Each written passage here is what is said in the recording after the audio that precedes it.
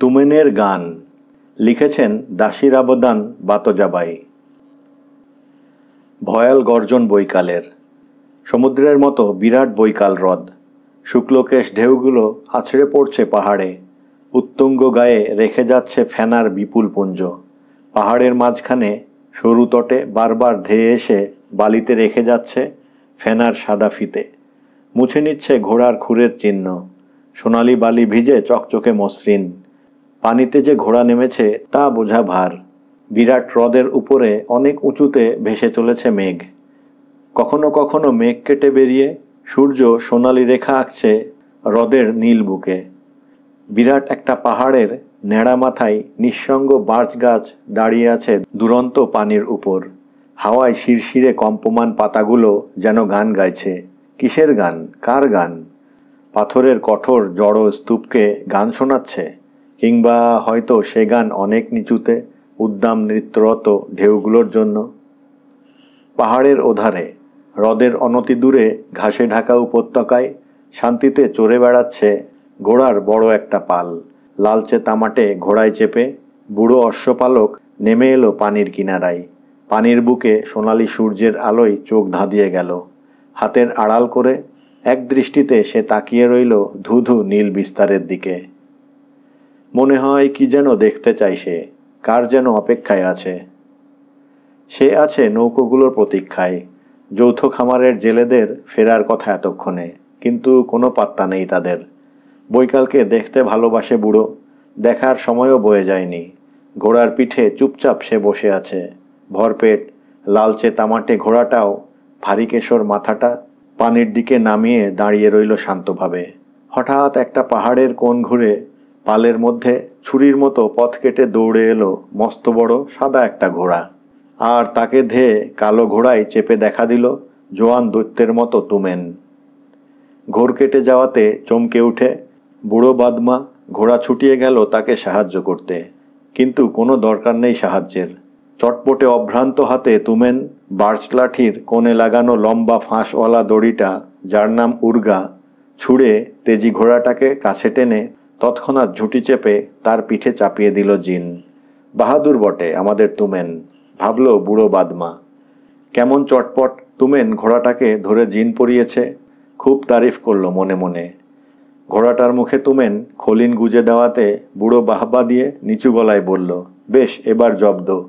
উত্তেজিত ঘোড়াটা চিহি ডেকে পেছনের পায়ে দাঁড়িয়ে প্রাণপণে চেষ্টা করল জিনটাকে ঝেড়ে ফেলতে, কিন্তু পারল না। বুড়োর বাহবায় সাড়া দেবার সময় ছিল না তুমেনের। ডান হাতে লাগামটা জোরে চেপে ঘোড়াটার ঝাঁকড়া মাথায় সে তখন বাঁ হাত বোলাচ্ছে, যেন মিষ্টি কথায় ভোলাতে চায়।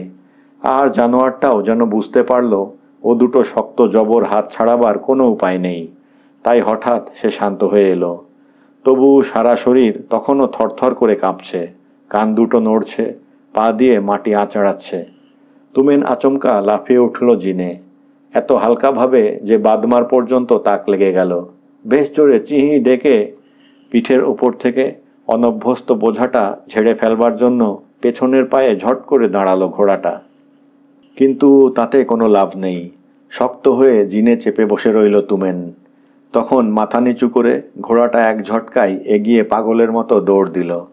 ওর সাদা গায়ে কালো কালো ছোপ স্পষ্ট চোখে পড়ে। কষা টানল তুমেন। কানে হাওয়ার শীষ, গাছ, ছোট টিলা আর পাহাড় ঝড়ের মতো পেরিয়ে যাচ্ছে তাকে। মাথা ঘুরিয়ে পেছনে তাকালো একবার। বুড়ো বাদমা পিছু আসার কোশিশ পর্যন্ত করেনি। পাহাড়ের মধ্যে তুমেন উধাও হয়ে গেলে বাদমা একটু হেসে ভাবল, ঘোড়াটা জবর হবে বটে। ওহে ইয়ানজিমা, তোমার জন্যই কি তুমেন ওটাকে তৈরি করছে? আবার সব কিছু আগেকার মতো। চওড়া সবুজ উপত্যকায় ঘোড়াগুলোর শান্ত চরণ, হাওয়ায় বৈকালের দাপট, পাহাড়ের তলায় ঢেউয়ের আঘাত।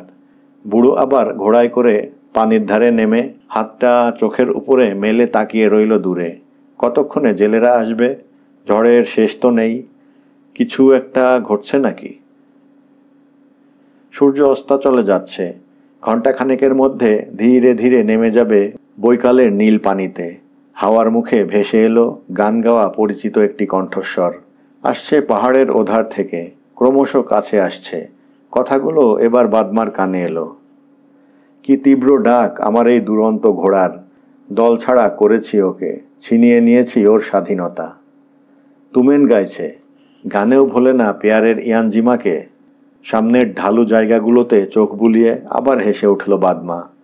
পাহাড়ের ওধার থেকে ঘোড়া আর ভেড়ার পাল আসছে হ্রদে পানি খেতে।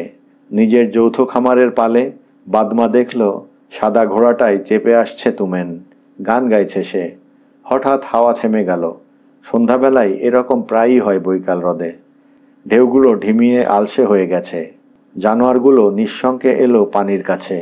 তুমেন গেয়ে চলেছে। সূর্যাস্তের সময় গাইতে সে ভালোবাসে। সূর্যোদয়ের সময়েও গানে বন্দনা জানায়। সূর্যের বিরাট চক্র নিচে নামছে ধীরে, ইতস্তত করে, যেন ভয় ওদিকে সুদূর তীরে পাহাড় চূড়োয় পাইনের নীল ছুঁচালো কাঁটায় যদি বিঁধে যায়।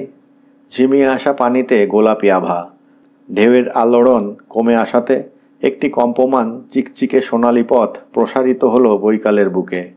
আকাশে চঞ্চল কাদা খোঁচা আর পিউইটের জটলা।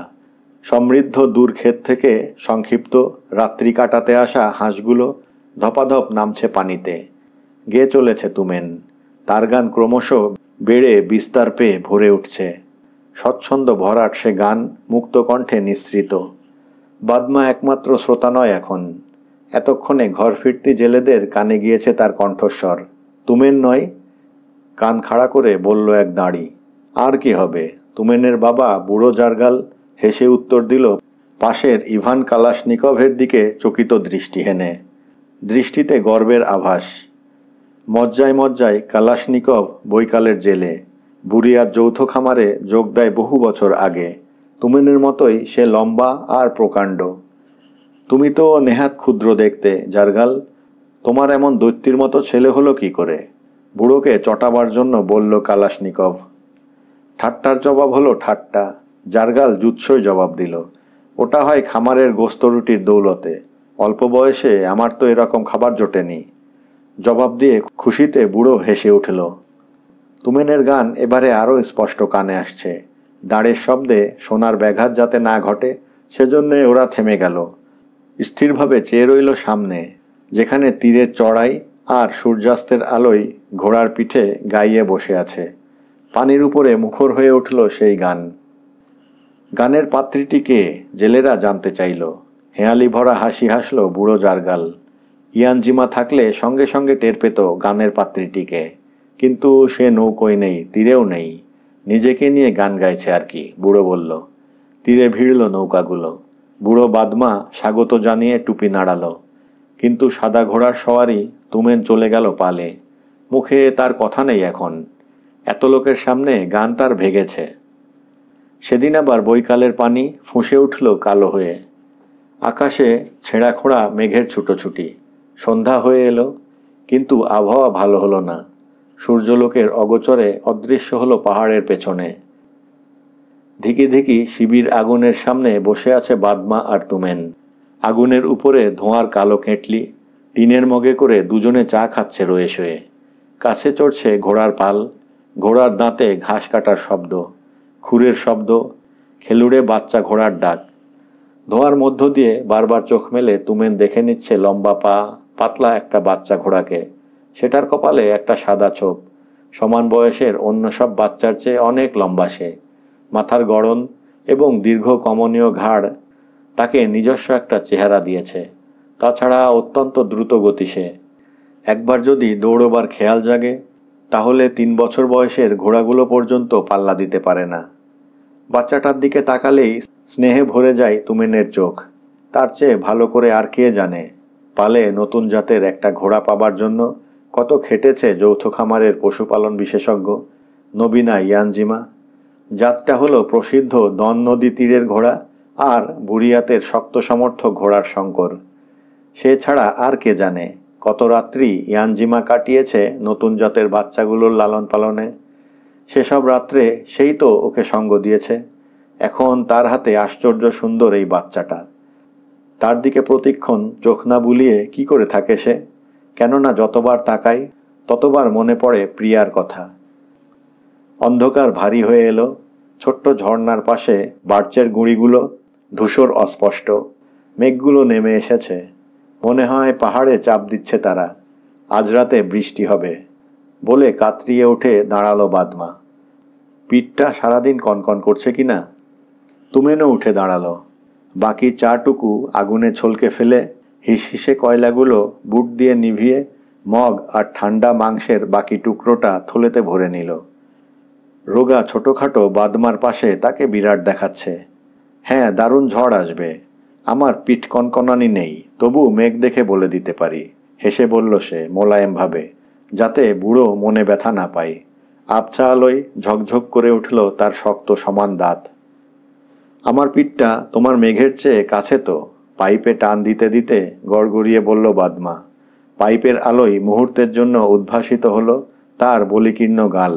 এসব লক্ষণের কথা বললে তোমার হাসি পায় জানি, কিন্তু এবারে আমার কথা সত্যি হবে দেখো। মিথ্যে হবে বলছি না বাদমা খুড়ো, বুড়োর কাঁধ জড়িয়ে ধরে বলল তুমেন। লোকের পিঠ নিয়ে হাসি ঠাট্টা করা উচিত নয় জানি, হেসে যোগ করল সে। ওরা একসাথে কাজ করছে বহুদিন, বেশ বন্ধুত্ব দুজনের, বিশেষ করে এজন্য যে দুজনেই গান বাজনা ভালোবাসে। বাদমা খুড় নামের একটি বিশেষ বাজনা বাজানোয় ওস্তাদ, কিন্তু তবু সুযোগ পেলে দুজনকে নিয়ে ঠাট্টা তামাশা করতে ছাড়ে না, আর সেটা স্বাভাবিক। মাসের পর মাস দুজনে ঘোড়াগুলোকে চড়ায়, থাকে একসঙ্গে, কথা বলার আর কোনো প্রাণী মেলে না কদাচিৎ। তাছাড়া জীবনের প্রতি তাদের দৃষ্টিভঙ্গি এক হওয়া সম্ভব নয়, বয়সের বড্ড তফাৎ। বেশ বেশ, বাদমা খিটখিটিয়ে বলে উঠল। বোঝা গেল তার পিঠের বিষয়ে আলাপ শেষ হয়েছে। এখন আমরা কি করব? গিরিখাতে ঘোড়াগুলোকে নিয়ে গেলে ভালো হয় মনে হচ্ছে। মাথা নেড়ে বৃদ্ধ সায় দিল। নিঃশব্দে ঘোড়ায় চেপে দুজনে বিপরীত দিকে গেল ঘোড়াগুলোকে জড়ো করবার জন্য। এরই মধ্যে এত আঁধার হয়ে এসেছে যে মুখ ঘুরিয়ে তুমেন অতি কষ্টে দেখতে পেল বাদমার অপসৃয়মান মূর্তিকে। হঠাৎ তার কাছে মনে হলো কাছে কোথায় যেন নেকড়ের গর্জন শুনেছে। পালের ঘুড়িগুলো দারুণ চেঁচিয়ে বাচ্চাদের ডাকতে লাগলো। তারপর কানে এলো শত শত ঘোড়ার খুরের মুখর দ্রুত শব্দ। গোটা পালটা তাকে পেরিয়ে ছুটে গেল পাগলের মতো। ঠিক সে সময় মেঘের ফাঁকে দেখা গেল চাঁদের কাস্তে।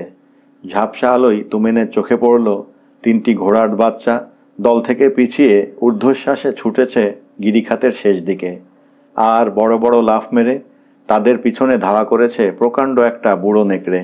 কাটা জুতো ঘোড়ার গায়ে জোরে চেপে জিনের পিছন দিক থেকে তুমেন ছিনিয়ে নিল রাইফেল। কিন্তু মেঘ আবার জমাট বেঁধেছে, আগের চেয়ে অন্ধকার। লাগাম ছেড়ে দিয়ে ঘোড়ার সহজ বুদ্ধির উপর নির্ভর করে সে এগোলো শিকারে।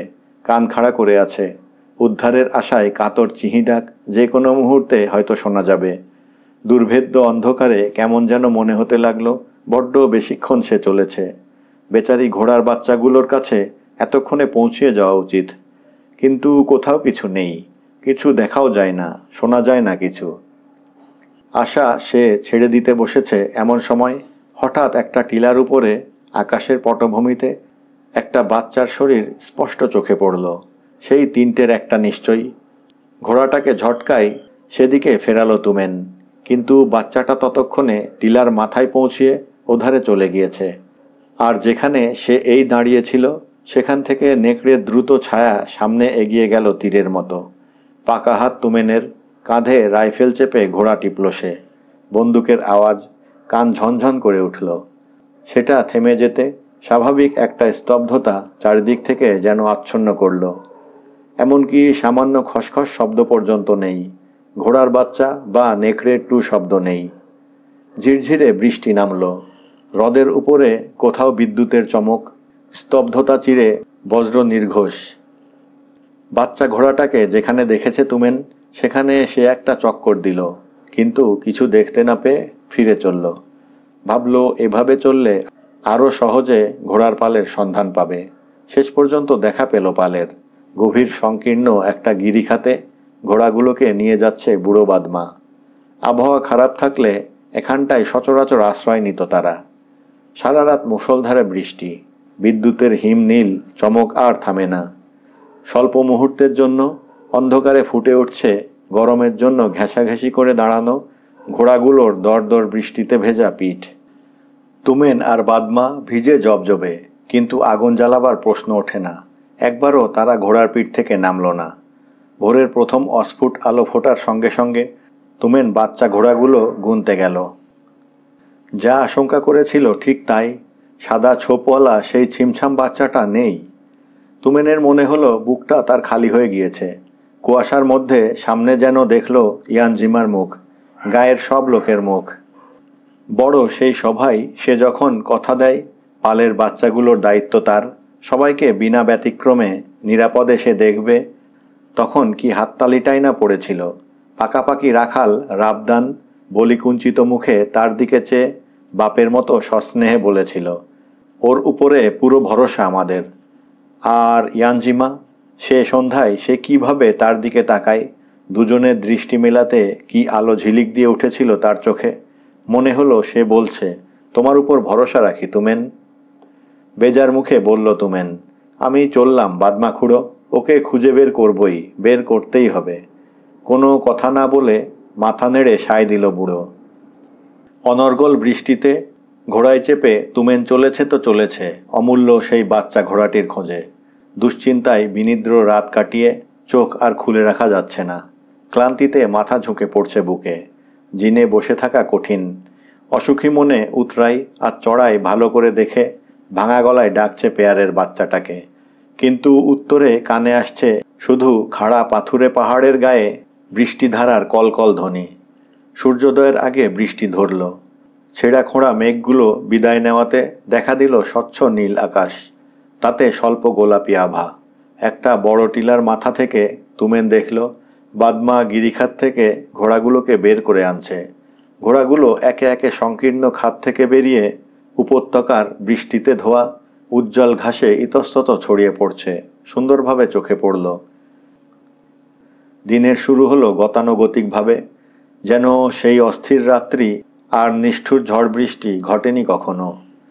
দূরে সায়ানের সূর্যালোকিত চূড়াগুলোর দিকে একবার তাকালো তুমেন, তারপর বৈকালের প্রশান্ত পানিতে। কিন্তু সবচেয়ে বেশি করে সে দেখল চারদিকের বৃষ্টিতে ধোয়া শ্যামলিমা আর বিষাদে মন ভরে গেল তার। ব্যাপারটা না ঘটলে কি খাসা লাগত।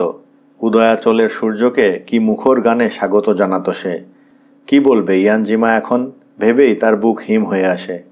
তারপর মাথা ঝাঁকিয়ে সমস্ত বিষণ্ণ চিন্তাকে খেদিয়ে খাড়া হয়ে বসল তুমেন। খুঁজে যেতে হবে, খোঁজ চালাতেই হবে। বাচ্চা ঘোড়াটার কি হয়েছে সেটা জানতেই হবে, জানতেই হবে সেটা কোথায় উধাও হয়েছে।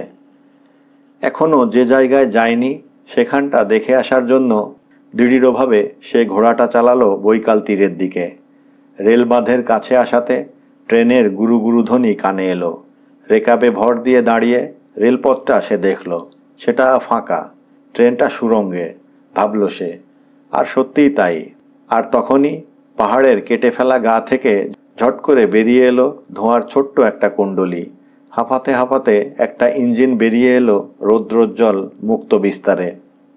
তারপর দেখা গেল মস্কো এক্সপ্রেসের নীল ঝকঝকে জানালা, গাড়ির সারি।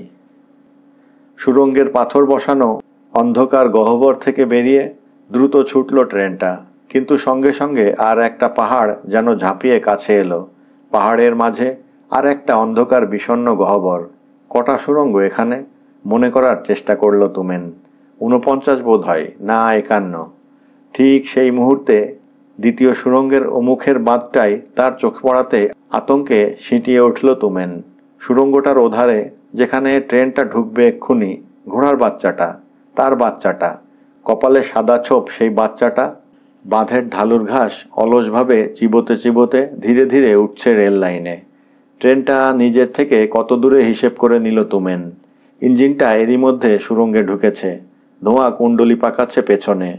পাহাড়ের গুম গুম শব্দে বাচ্চা ঘোড়াটা মাথা বাড়িয়ে আতঙ্কে এক ঝটকায় ঘুরে রেল লাইনের উপর দিয়ে প্রাণপণে ছুটতে শুরু করলো। রেল লাইন কিছুতেই এখন বাচ্চাটা ছাড়বে না। শটান সামনে দৌড়বে যতক্ষণ না ক্লান্তিতে পড়ে যায়, মরিয়া হয়ে ভাবল তুমেন। আর ড্রাইভারের নজরে কিছু পড়বে না, ভাববার সময় নেই একদম। ঘোড়ার গায়ে জুতোর কাঁটা চেপে চাবুক হানল তুমেন। অবসাদের কথা মনে নেই এখন। যেন বৈকালের হাওয়া সেটাকে ঝেঁটিয়ে সাফ করেছে। এরই মধ্যে ট্রেনটা বেরিয়েছে সুড়ঙ্গ থেকে, অতি দ্রুত এসে পড়ছে বাচ্চা ঘোড়াটার কাছে।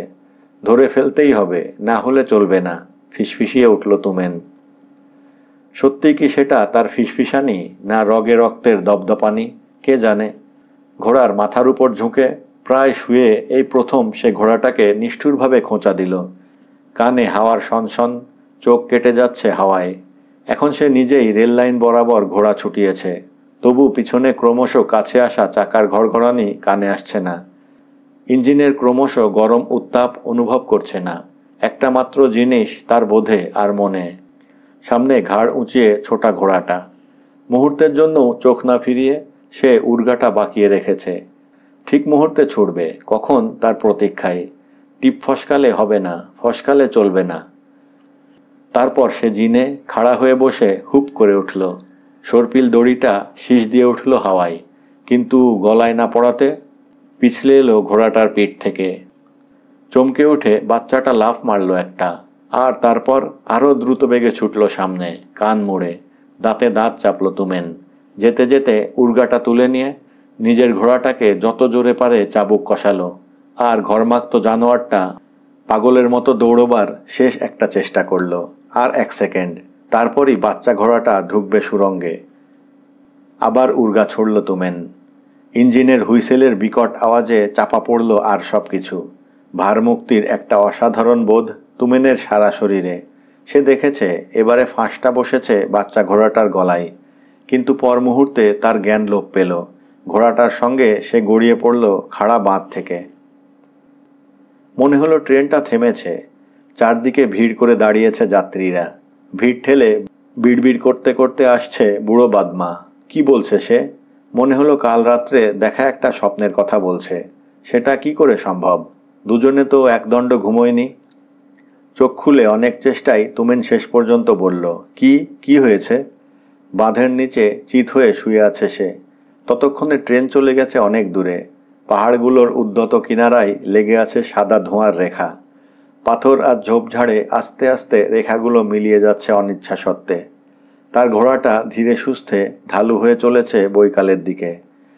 পিঠের জিনটা বেঁকে গিয়েছে। তার পাশে পাশে ছুটছে সাদা ছোপওয়ালা বাচ্চাটা, গলায় উর্গার কালো ফাঁস। একটু প্রকৃতিস্থ হয়ে তুমেন উঠে পড়ে ল্যাংচাতে ল্যাংচাতে ঘোড়াগুলোর পিছনে চলেছে। পেছন থেকে কানে এলো বুড়ো বাদমার গলা। পাহাড়ের মাথা থেকে সব কিছু দেখেছি তুমেন, সে বলল।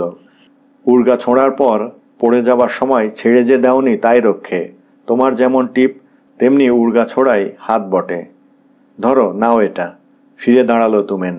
বাদমার হাতে নেকড়ের সদ্য ছাড়ানো একটা ছাল। দুজনে ঘোড়ার পালে ফিরল হেঁটে। পাইপ ধরাতে গিয়ে কাশতে কাশতে বাদমা ঘোষণা করল, যাই হোক, লক্ষণে বিশ্বাস না করাটা তোমার অন্যায়। কাল সকালে যখন বেরোচ্ছি তখন আমার ঘোড়াটা দুবার হোঁচট খায়। তখনই জানতাম যে বিপদে পড়ব। তুমেন জবাব দিল, হোঁচট না খেলেও ঘটত। তোমার ঘোড়া কি সব জানতা বাদমা খুঁড়ো? বেশ বেশ, ও নিয়ে আর তর্ক করব না, গড় করে বলল বুড়ো। কিন্তু এটা বলবো তুমেন, তুমি খাসা ছেলে।